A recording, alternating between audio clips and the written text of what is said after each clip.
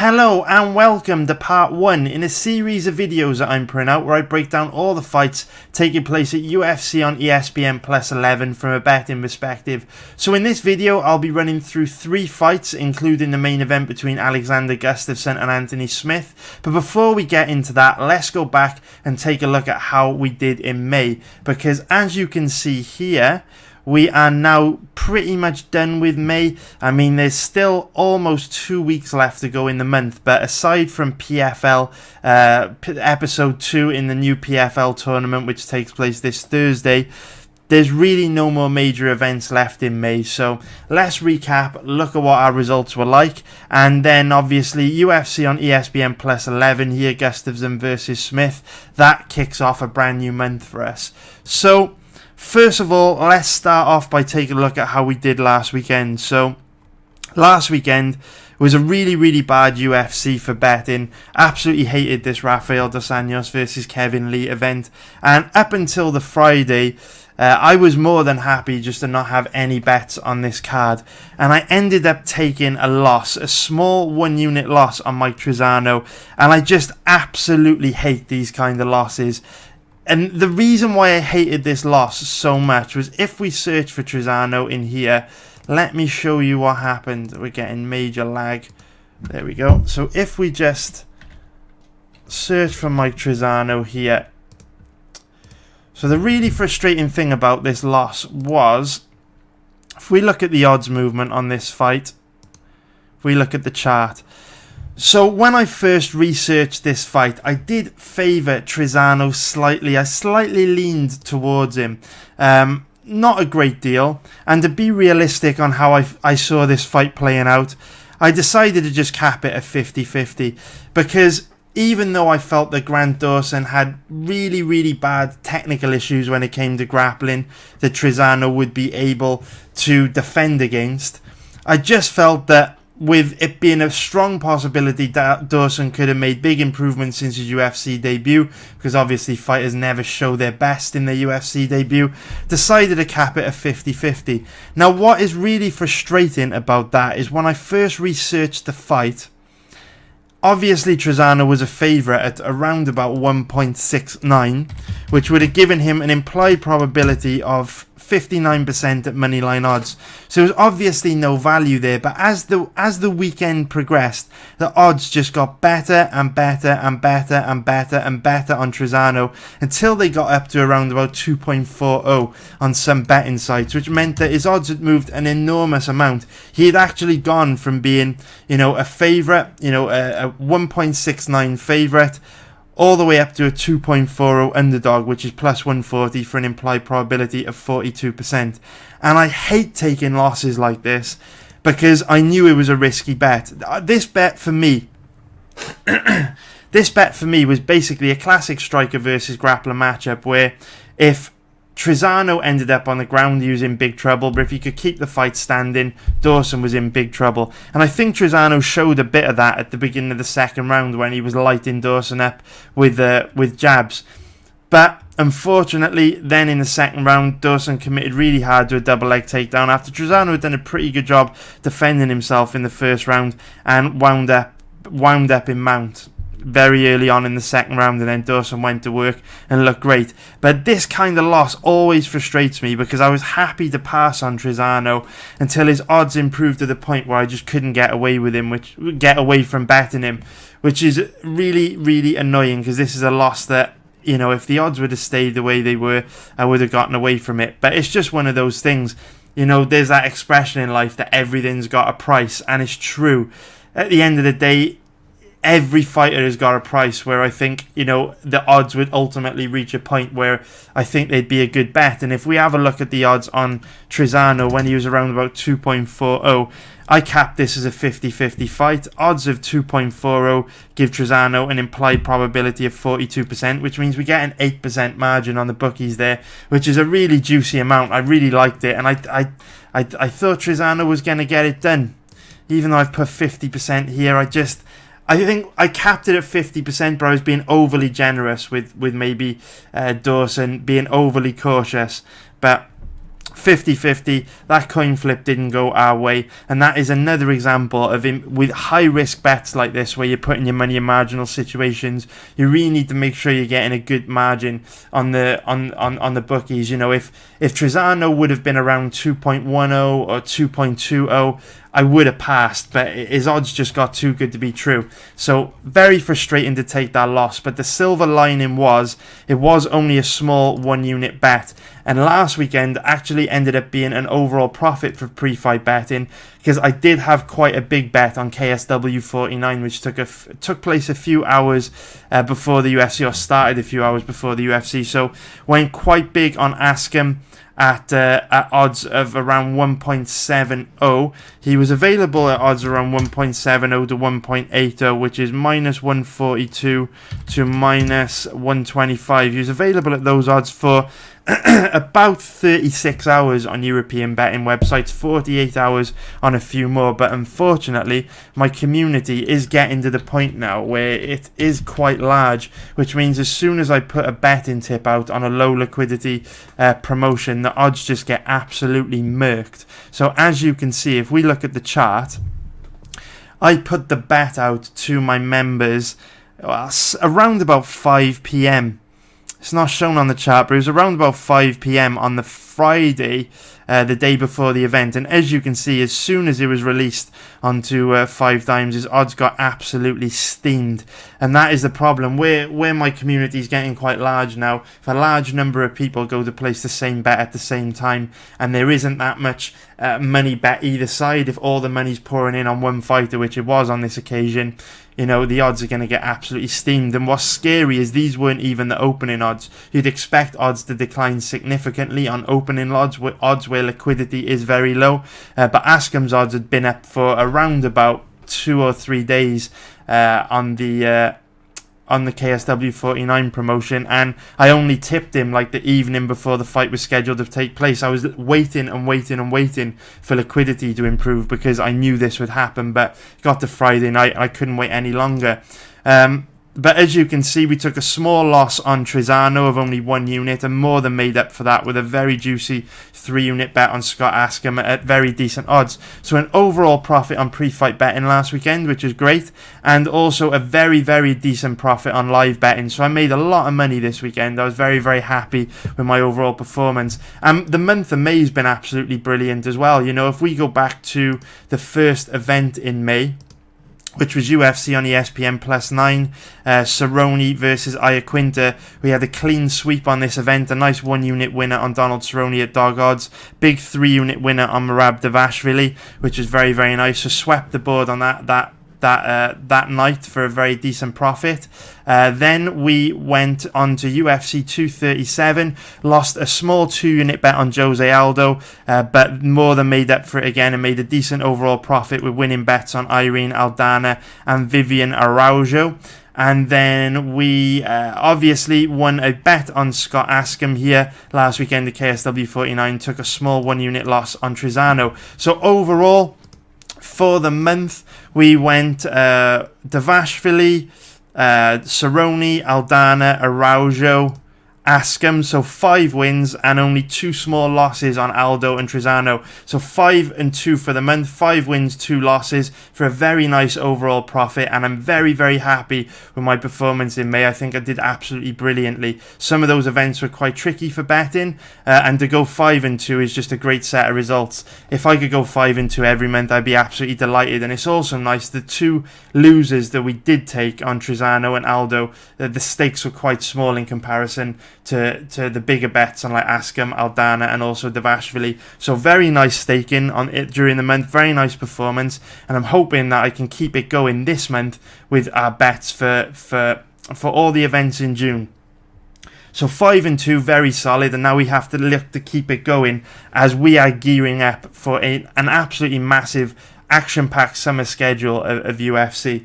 So the only other thing that I want to say is a big, big, big thank you to everyone that's been hitting the like button on these videos. It is helping the channel grow, and I really, really appreciate it. If you would like me to do another live stream for this event, UFC on ESPN +11, please hit the like button below. And if every single video that I put out for UFC on ESPN plus 11 gets 300 likes, so that's part 1, 2, 3, and 4, if they all get 300 likes, I will do that live stream. And also, just to let you know that it might be worth you hitting the like button, because I haven't really been keeping track of the profit and loss on the prop bets, but I know that the prop bet results for the last stream was very, very good. So someone, Drew Dwyer, was kind enough to document all the prop bets, apart from one that was missed out, which actually won. But Drew Dwyer was really kind enough to timestamp all the prop bets that I gave out.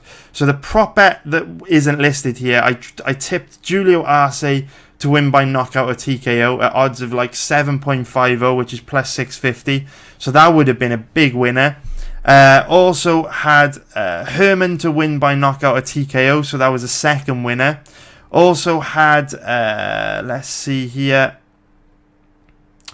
Oliveira to win by knockout or TKO. I believe that was around about 7.0, which is plus 600. So that was a third winner. And we also had Rafael dos Anjos to win in round 4, which I believe were odds of around 14.0, which is, let me just get the calculator out, 14.0 plus 1,300. So a very, very good performance on prop bets. Out of all the props we placed, we won 4 of them. But remember, even though that win rate might not sound as impressive if we're going 5-2 like we did on the pre-fight money line bets, remember that with prop bets the odds are much greater. So you would have made a giant profit if you would have bet level stakes on every single one of these props from those 4 winners. So if you do want me to do another one of these live streams, guys, this was a live stream video. If you want me to do another one of these live streams where I try and find a decent value prop bet for all the fights taking place at UFC on ESPN plus 11, I'll go through all these fights and try and give you a decent prop bet. And please hit the like button. We need 300 likes on every video. But that was quite a lot of promotion, which you'd expect. You know, give me a break. It's the first event of a new first event in a brand new month of June. I'm very excited to always kick off a new month. And let's get into the first fight. So, I'm going to set myself a challenge on this first fight. The first matchup that I'm going to be talking about is B. Malecki against Duda Santana. And it is both girls making their UFC debut, although it is worth noting that Bad News Barbie, Bia Malecki, did compete on the Ultimate Fighter on the season with the featherweights. So, let's get into playing Bia Malecki's pro debut against Faith Davis from Excite Fight, and I'm going to have this fight running in the background, and I'm going to try and finish everything I've got to say about this fight by the time this fight ends. So Bia Malecki is the girl in the white.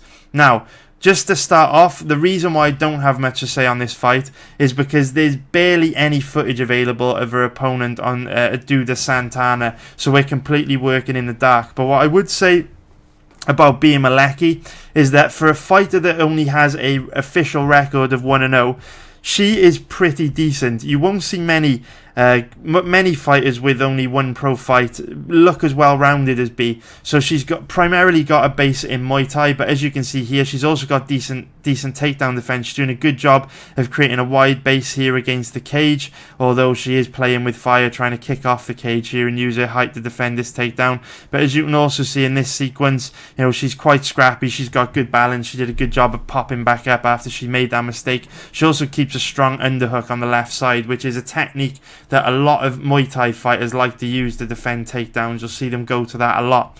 So Bia Malecki, very long, very tall for the division. Very nice kickboxing technique. She is very strong in the clinch, as you can see here, getting off some very nice knees. Difficult to take down, difficult to hold down, and even when her opponents do put her on the ground, it's no picnic. She can defend herself, even though she's not the strongest wrestler. She definitely knows what she is doing. So that is pretty much all I've got to say on this fight. It's a difficult fight to talk about for betting, simply because there's a lot that we don't know about Duda Santana. I was really struggling to find her past fights, so if you can find the past fights, please leave them for me in the comments below to take a look at, guys. But I really struggled to find them. Hopefully they're out there, but I wasn't able to find much at all. So obviously, Few more things to call out. Bea Malecki is Swedish, so she's going to have home advantage on her side for this fight. But as a betting site, as a bookmaker, I would really struggle to cap this fight because, like I say, I can't find many of Santana's fights. You see Santana as a slight favourite here at around 1.70, which is minus 143 for an implied probability of 59%. So they're favouring Santana here over Malecki that is 2.25 underdog, which is plus 125 for an implied probability of 44%. Yeah, that's pretty much this fight done. I mean, you can't bet on it because we don't know that much about Santana. My opinion might change if I uncover some of Santana's fights between now and the time that UFC on ESPN Plus 11 starts. But for now, that is an easy pass for me. So we now move on to the next fight that I want to talk about in today's video, which is Daniel Teymur against another guy making his debut in Sung Bin Jo. So there are a couple of specific things that I want to call out about Joe, and you can see him here in the red shorts. But the things that I want to call out about him will only really make sense after you have watched some of his footage, some of the way he looks. So I'm going to leave this fight running in the background. This is his last fight against Jun Young Hong from back in February last year. So he hasn't fought in around about a year, but that was a 5-round title fight. He got a finish in the 4th round. Here we can see him holding multiple belts, and he also trains at one of the best MMA gyms in the world at Tiger Muay Thai. Whenever I see a fighter train at Tiger Muay Thai, you instantly have to give him respect. You know, guys like Peter Yan and Mirbek Taisumov, you know, two of the best up-and-coming fighters in the world. Or I say up-and-coming, Taisumov's been around forever, but the UFC is slow rolling him. But anytime you see a fighter train at Tiger Muay Thai, you've definitely got to respect their skills and take them seriously. So what's interesting about this fight is just keep an eye on Joe as we flick back and forth between the fighter records. So Teymur is on a 3-fight losing streak, which is interesting because that's usually the kiss of death. Usually when a fighter loses 3 fights in a row, the UFC will release them from the promotion, but for whatever reason they are choosing to keep Teymur around, and it's possibly because they like his brother, or possibly because he's always guaranteed to put on exciting fights. One thing I love about Teymur is he's just an absolute wild man. Always shows up and brings it, always goes after his opponent, and he's just a tough guy. Very, very reckless, but at the same time very exciting. So with this fight, it's fair to say that if you go back and watch Teymur's past fights, there are a lot of weaknesses in his overall skill set where he brings to the table that pretty much anyone that he fights at this level of the sport, the highest level of the sport, is potentially going to be able to exploit. And before I get into breaking down this fight, I want to make it clear that I don't know if Joe can exploit Teymur's weaknesses, because from what I've seen from him, he's not particularly well equipped to expose Teymur's weaknesses. But at the same time, it's very difficult to trust Teymur because of his weaknesses that we'll get into in a moment. So if this fight stays standing, I do actually favour Teymur. He's got very decent, very technical Muay Thai, very nice leg kicks. He's also very aggressive and he throws a high volume of strikes per round. One thing that concerns me about Joe is even though, you know, in this first round he's letting his hands go and he's quite active, if you go back and watch a lot more of Joe's fights, you'll see that sometimes he can be quite passive and tentative and struggles to let his hands go. And when a fighter makes their UFC debut, they often start slow. You know, we saw it just last weekend. There were examples of, you know, Jourdain against Desmond Green looked way better in the 2nd and 3rd round than he did in the 1st. And that's because, you know, when you compete under the bright lights of the UFC for the first time, it takes you a little bit of time to warm up and get going. So the fact that we've seen Joe look quite passive and tentative in the past and not really throw that high volume of strikes per round, with him starting in the UFC, this being his debut, it could get even worse, at least early on in the fight. And as you know, with UFC fights, with this fight only being 3 rounds, if he does start slow and drop the first round to Teymur's only got to then win the 2nd or 3rd round to win a decision. So that's a little bit of a concern because Teymur is very aggressive. He does throw a high volume of strikes per round. And if this fight stays standing, I could see Teymur outpointing him. Because One of Teymur's big weaknesses is obviously his cardio. He slows down as the fight progresses. And one of the reasons why he slows down so much is because he is just a wild horse. He's just a scrappy motherfucker. He loves to go to war. And the problem with that is because he likes to go to war and he gets sucked into so many reckless exchanges, he can adrenaline dump sometimes and burn himself out. Now, with this type of guy, with Joe, with this type of stylistic opponent, Joe is more than happy to fight his opponents in kickboxing range, get into a point fighting match and chip away at his opponent. So that might suit Teymur, because when Teymur came into the UFC, he just tried to blow through everyone. He tried to take their head off from the first second. And ultimately, when he wasn't able to do that, that ended up with him adrenaline dumping, gassing out, and losing decisions or being submitted when he was tired. Now, he has only had 9 pro fights. This will be his 4th pro fight in the UFC. So maybe now that his cardio's got him into trouble against Julio Arce, Chris Fishgold, and also, who's the Scottish guy that he fought? Let me see, Danny Henry. Now that his cardio's basically cost him those 3 fights, maybe he's going to come into this matchup having learned from his mistakes, and he'll pace himself a little bit better and try and manage his cardio a little bit better. Maybe he won't, because he's a hothead and a lunatic, and he'll get sucked into more crazy exchanges and adrenaline dump again in round 1. But remember, fighters, if they've reached the highest level of the sport, they should be on a journey of continual improvement. They should be very good at learning from their mistakes. So if Joe is happy to contest, to compete against Teymur in kickboxing range and get into a nice friendly kickboxing match with him, that would suit Teymur's style, and it would also enable Teymur to pace himself if he does show up and fight smart for the first time in his career, to be honest. Also, we have to bear in mind that Teymur will have home advantage on his side because he's Swedish, so that might give him a lift. The crowd might help him to catch a second wind if he does get tired. And, the fight week preparations, training, cutting weight might be easier in a familiar environment, familiar climate, eating familiar foods in a time zone that he's used to. So, when I was talking about Teymur slowing down and gassing out because he likes to get sucked into these crazy wars and exchanges, there is one thing from this fight that kind of concerns me about that. Now, we're only in the 2nd round of this fight, and if you go and watch this fight, if you just search for TFC 17 on YouTube, you'll see that in this 2nd and 3rd round, Joe is quite passive, doesn't really throw that many strikes. And that's significant because I wish I could show you this, but I don't want this breakdown to roll on for another 9 minutes while I play out the 2nd and 3rd round. But what I do want to show you is what happens in the 4th round. So, like I say, Joe doesn't really show too much urgency, doesn't let his hands go that much in this 2nd and 3rd round.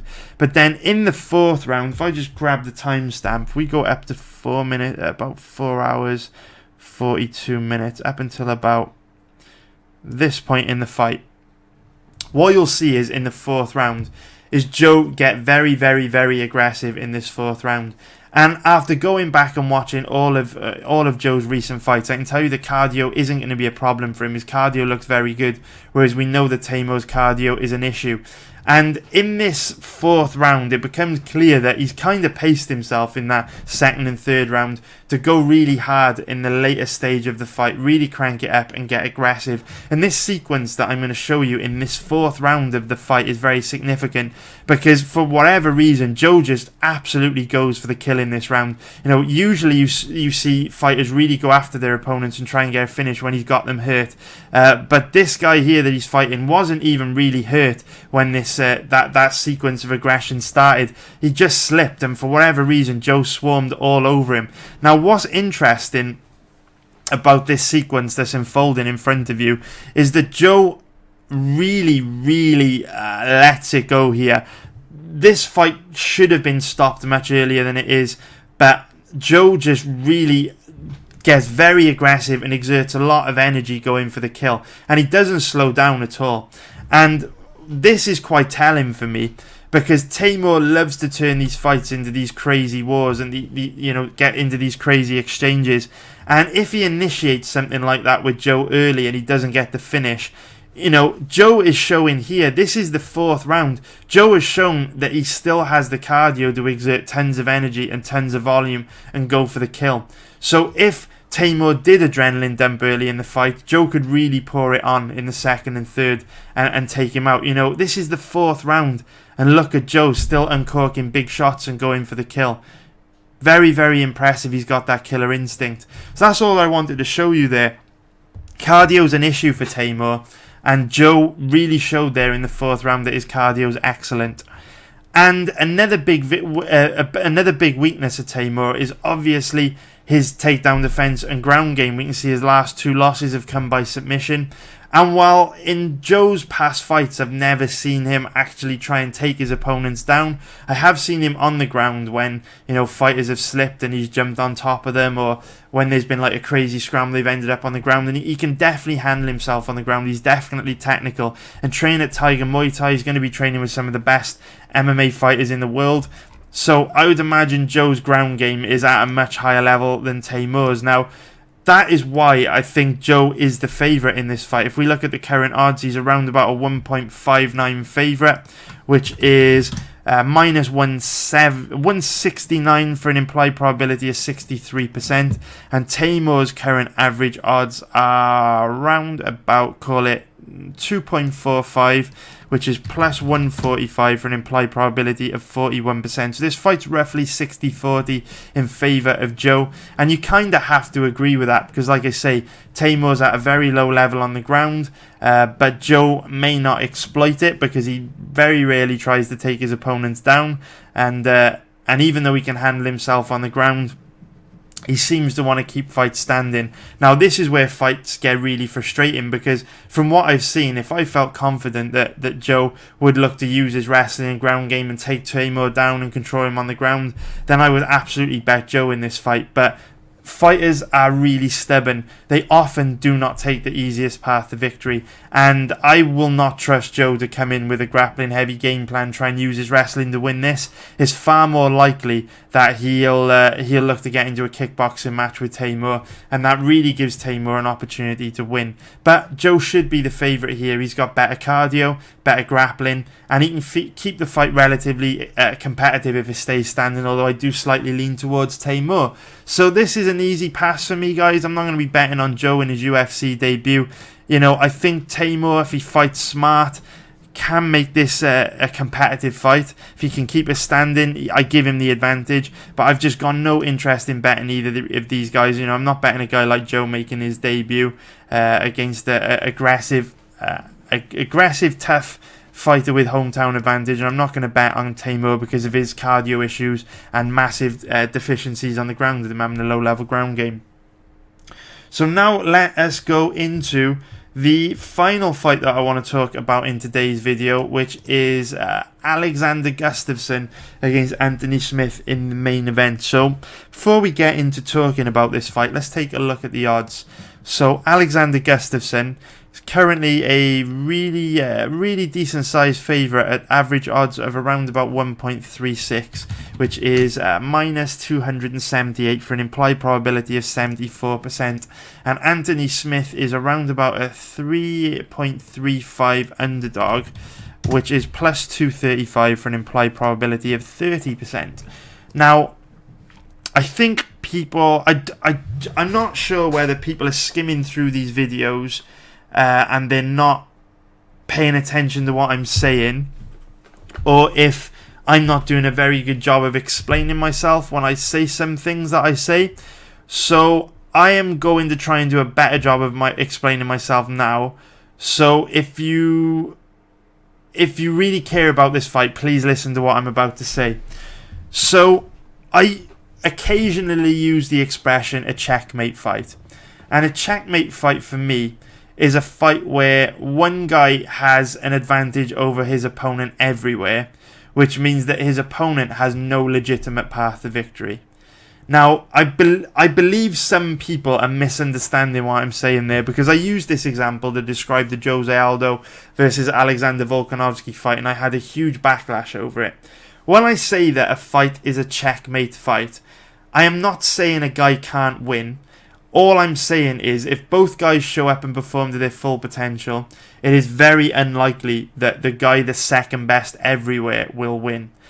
What I mean by that is, if we look at this fight, so Alexander Gustafsson is a better boxer than Anthony Smith. There's just no way to debate that. He's a much stronger wrestler. There's no way to debate that. And on the ground, I'm sure if they were in a, just a pure BJJ match, it might be quite close. But in terms of MMA grappling, Gustafsson is just light years ahead of Anthony Smith. Both guys, are very tall, very long. Gustafsson's 6'5" with a 79-inch reach. Anthony Smith is 6'4" with a 76-inch reach. So Gustafsson with a slight size and reach advantage. I mean, Gustafsson has every single advantage you could want here. He really does. Apart from being 2 years older, which doesn't mean anything at this stage in the fighter's career, he just has every advantage. So this is a checkmate fight. If both fighters show up and perform to their full potential, Anthony Smith has no path to victory, just like Volkanovski had no path to victory if Aldo and Volkanovski showed up and performed their full potential. But Aldo didn't show up to his full potential, which is why Volkanovski won. And that brings me on to this fight, giving me an opportunity to explain what I mean by a checkmate fight in more detail. Because if both these guys show up and perform their full potential, Smith doesn't really have a chance. But that doesn't mean he can't win, because MMA is an unpredictable sport where anything can happen. That is why we love it, because it is so unpredictable.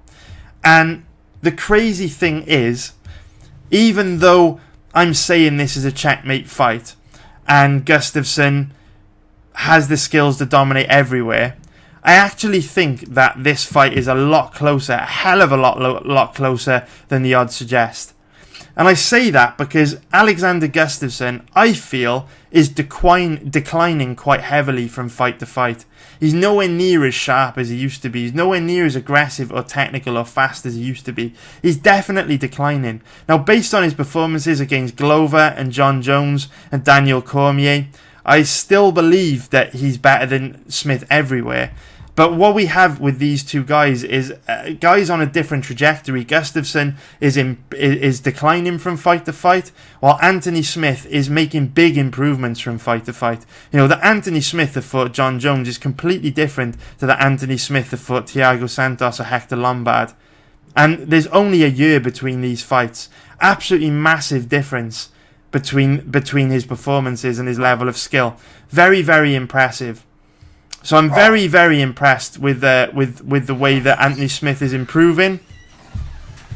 And that is my wife has just come home from the gym, so I apologise for the background noise there, guys. But the dog will calm down pretty quickly now he knows that it's not like a burglar or someone coming to rob us or kill us or something. But yeah, like I was saying, I see these two guys as two guys on opposite trajectories. And I'm not saying Gustafsson is declining by any means, but what I am saying is he's not as sharp as he used to be, whereas Smith appears to be making rapid improvements. So when I talk about a checkmate match, a checkmate fight, I'm not trying to disrespect fighters. I wasn't disrespecting Volkanovski, when I said that he was second best at Aldo everywhere. I was just speaking the truth. And I'm not disrespecting Anthony Smith when I say he's second best to Gustafsson everywhere. I'm just speaking the truth. But it doesn't mean Smith can't win, because I feel Gustafsson's declining and I feel Smith's improving. And what that means is we may see a different version of Smith at UFC on ESPN Plus 11 with a new set of skills that we can't account for, which could completely change how this fight plays out. And similarly speaking, we could see a version of Gustafsson that's worse than what we've seen before. I mean, it's got to be demoralising for him to lose to John Jones, lose a third title fight. We lost to DC and John Jones twice. That's devastating. He must be experiencing a tremendous amount of self-doubt, a tremendous potential lack of motivation. He must really be struggling right now, wondering to himself if he's ever going to be light heavyweight champion, if he's ever going to be good enough. And that might really affect his training and his performance. So this is a checkmate fight, guys. Gustafsson absolutely deserves to be the favourite. He's got every advantage you could want in the world. Home advantage, slight size advantage, better boxer, better MMA grappler, better wrestler, better takedown defense, everything, the full package, great chin, cardio to fight at a high pace for 5 rounds. He's got it all. But that doesn't mean Anthony Smith can't cause him problems. I really want to start using this channel as a way to help you guys learn, because there's like 5 to 10% of people that watch these videos that are absolute losers and they talk total shit in the comments, and I'm just not addressing those guys anymore because they don't get it, and they'll never get it because they're too close-minded. So I'm going to start talking about a lot of this sort of stuff in these videos, where I'm talking about being open-minded and looking at fights at the big picture, and learning to look at fights and cap these fights with there being no right or wrong. You know, if you pick Anthony Smith to win at UFC on ESPN plus 11 and he wins, you weren't right. That's just how things played out on that night. Because on another night, in another universe, under another set of circumstances, Gustafsson could look at John Jones talking about moving up to heavyweight. He could look at DC being close to retirement, and he can think, okay, I can't beat DC and John Jones right now. But I'm only 32 years old. Those guys won't be in the light heavyweight division for too much longer. So I'm going to work my ass off, be the best I can be, stay in the title picture, so that when Jones does go up to heavyweight, you know, when DC does retire, I'm the number one guy. So we could see a better version of Gustafsson than we've ever seen in this fight. But people don't get that. Like 5 to 10% of people that watch these videos cannot process that there are multiple pathways, multiple ways a fight could play out, and they don't get it. So I'm going to start talking about this in depth for people that want to learn, and I'm just going to ignore the jabronis that just don't get it. So if you want some homework, I'm going to start setting little homework assignments for you to start to see what I'm talking about when it comes to the unpredictable nature of the sport, how fighters are always on a journey of self-improvement, and why it is very difficult to predict the outcome of fights, because on any given night anything can happen. So I'm going to give you some homework right now, guys, and I'm being deadly serious. If we look at the UFC 237 card, and go grab yourself a Fight Pass subscription as well, so you can complete this homework. It's the best £6 you'll ever spend if you want to learn. So your homework for this week, if you choose to accept it, is to research this fight here between Warlley Alves and Sergio Moraes. I want you to go and research this fight, okay? And if you research this fight, I promise you, you will get a lot more out of my breakdown videos than you currently do, because it will start to help you see where I'm coming from, where I pass on so many fights and I sit on the fence so much and I go into such detail and depth, and I don't commit to a pick because I am very open-minded and I know that there are lots of different ways a fight can play out. If you want to understand my style of betting better, and the reason why I crush it long term and make a lot of money betting on MMA, research this fight, because what you will see is, if you research this fight, don't actually watch this fight. Right, let me just set you the proper homework. I want you to research this fight as if it never happened, okay? I want you to research this fight as if it never happened and make notes on it. And I guarantee after you do your notes, you will think that this is a very close fight that could go either way. Do your notes, very close fight. Then I want you to go and watch this fight. And you will see that Warlley Alves showed up with just one new skill that he had never used before. And because he developed that one new skill, he absolutely dominated. If you go watch this, watch it after you research it. Research the fight as if this had never happened, and you will see Warlley Alves barely ever throw a leg kick throughout his career. Barely ever. And then in this fight, he leg kicks were basically the deciding factor. Sergio Moraes could barely stand up in the third round because Alves kept landing vicious leg kicks over and over and over and over again. That was a completely new skill that he showed up with. If you research this fight, I actually leaned towards Moraes because he was the underdog.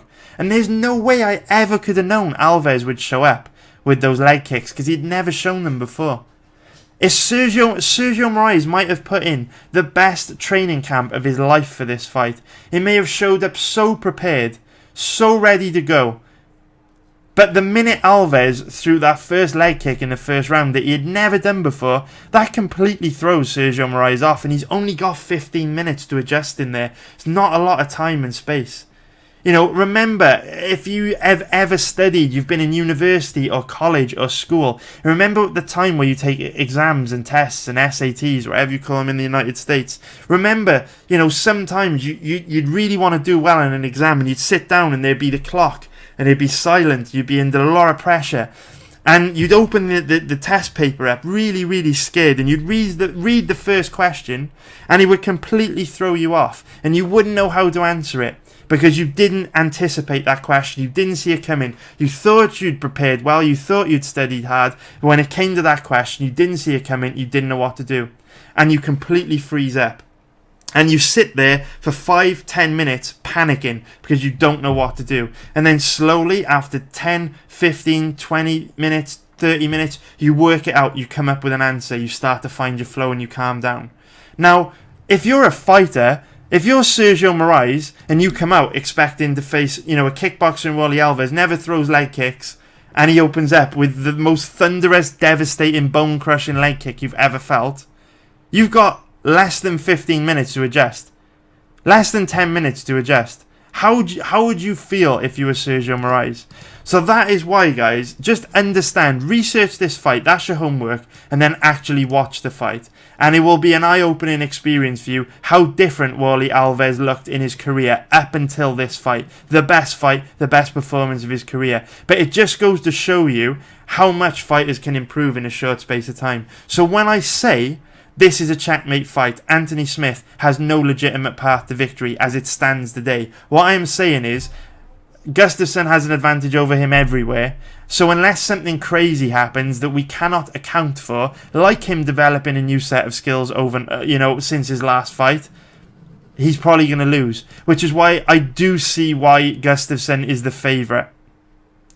But with Gustafsson declining over the last few years, with Smith improving, I do think the odds are a little bit off.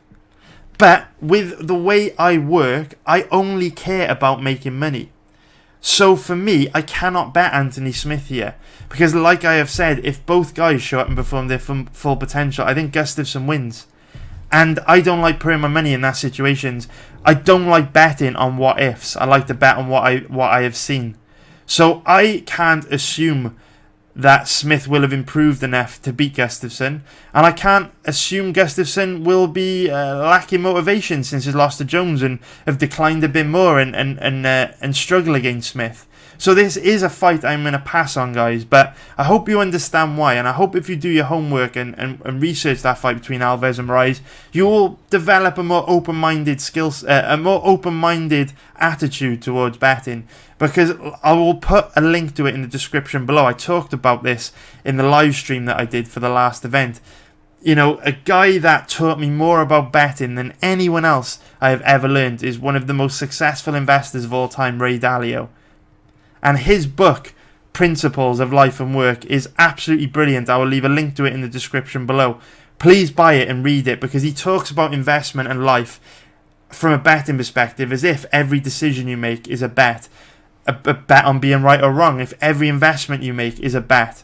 And he talks about it and the importance of being radically open-minded, being open-minded enough to know that anything can happen, and understanding all the possible ways that something can play out, and accounting for it and assigning probabilities to each of those outcomes, and then looking at the most likely outcome and evaluating whether it's a strong bet to put your money in that position. So that's just something I'm going to leave you with today. I wanted to talk about that in some depth because realistically the 3 fights I've spoken about in today's video aren't very good for betting. They're not that interesting for betting. So let's use this video as an opportunity to try and teach you guys some stuff that you might find useful. I certainly find it useful.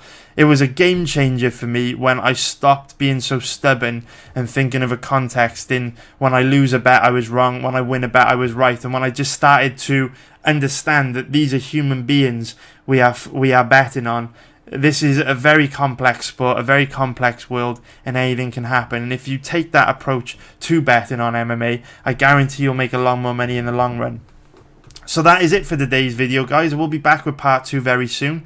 And remember, if you do want me to do a live stream for this event, please, all you need to do is hit the like button. And if every video that I put out for UFC on ESPN Plus 11 gets 300 likes, I will do that live stream. So please also, guys, hit me up in the comments section as well. Let me know what you think about this video, whether you agree with what I'm saying, whether you disagree, how you see these fights playing out. And I will really look forward to reading all your comments and replying to them. So take care, guys. Have a great night, and I will see you very soon. Too many thoughts on my mind, I can't sleep at night, so I just keep writing. I don't need no help, I don't need opinions, so don't waste my time then. I just been living online, my city don't show me no love and that's fine. Fuck local radio stations, I got more plays than all of these rappers combined. I'm going again, I've been going in, I'm fed up with so many things. I gotta just let it all out, I'm talking about the shit they've been talking.